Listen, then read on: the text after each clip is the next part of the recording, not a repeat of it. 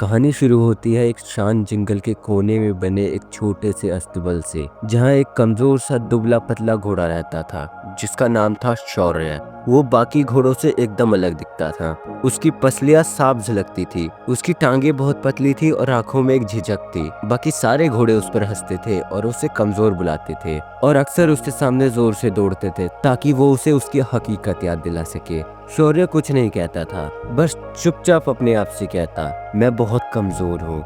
एक दिन जंगल में एक बुजुर्ग हाथी आया। उसका नाम था ज्ञानदास। वो वर्षों से दुनिया में घूम चुका था और अब शांति की तलाश में उस अस्तबल के पास रहने लगा।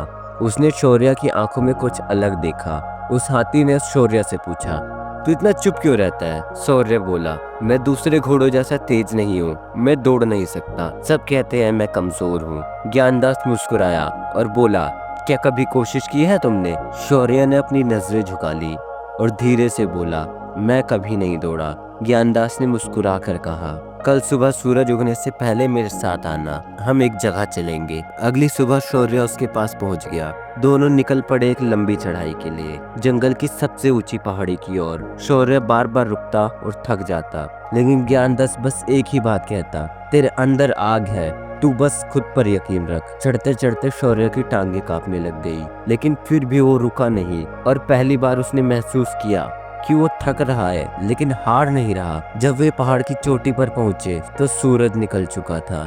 नीचे पूरा जंगल दिख रहा था, जैसे पूरी दुनिया उसके कदमों के नीचे हो। और उसी वक्त ज्ञानदास बोला, देख तू यहाँ तक आ गया, कि अब भी तुझे लगता है कि तू कमजोर है? शौर्य की आंखें भर आई। वो अब समझ चुका था, कमजोर वो नहीं है जो गिरता है, कमजोर वो है जो कोशिश करना छोड़ देता है। लेकिन अगले दिन जंगल में एक हलचल मची। राजा का एक दूत वहां पर भागता हुआ आया और उसने एक घोषणा की, जंगल में एक भयंकर आग लग चुकी है और राजा का बेटा पहाड़ी के उस ओर फंस चुका है। सब घोड़े डर गए, कोई उस तरफ जाने को तैयार नहीं था क्योंकि रास्ता बहुत खतरनाक था, पत्थर, कीचड़ और आग से भरा। तभी शौर्य ने अपने डर को काबू किया और आगे बढ़ा। सब हैरान थे, तू तू कैसे जाएगा? तू तो बहुत कमजोर है। शौर्य ने सिर्फ एक बात कही, मैं जानता हूँ कि मैं क्या कर सकता हूँ और अब डर मुझे नहीं रोक सकता। शौर्य पूरी ताकत से दौड़ा, लेकिन रास्ते में जाते जाते वहाँ के पत्थर बहुत फिसल रहे थे और आग का धुआं तो इतना फैल चुका था कि वहाँ पे कुछ दिखाई भी नहीं दे रहा था। शौर्य की आंखें जल उठी, लेकिन अब उसके मन में डर नहीं था। उसने पहली बार खुद पे भरोसा किया था।